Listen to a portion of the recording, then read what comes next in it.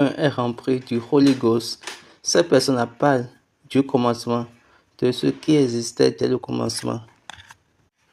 Le Holy Ghost te dit, t'envoie dans le passé. Maintenant, le Holy Spirit t'envoie maintenant les choses qui viendront. Maintenant, quand vous voyez que les gens parlent de ce qui viendra, ils sont en train de parler du Saint-Esprit. Maintenant lorsqu'il veut parler de... Quand le message qu'il reçoit vient de Holy Ghost, c'est que ça donne les informations du passé. Ils vont derrière, jusqu'au commencement. Lorsqu'ils sont remplis du Holy Ghost, ils parlent du passé.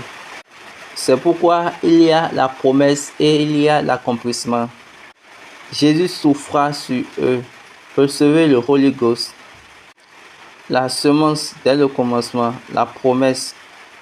Maintenant, pour que l'accomplissement puisse venir, le Saint-Esprit vient. Et ça, ce n'est plus quelque chose d'espérance. Et ça doit maintenant devenir quelque chose d'accomplissement. Et ça prend une tournure de voyage d'accomplissement. L'agneau de Dieu a son esprit, mais il est venu en chair. Il est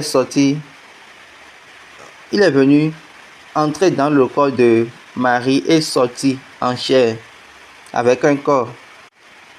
Il est venu pour être converti en Marie, parce que la Sainte Vierge Marie est la personne qui est la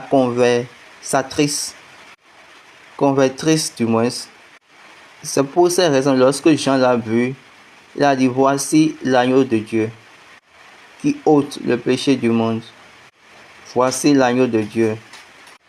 Vous savez que il a déjà rencontré Jean dans les entrailles, dans le sein de sa mère.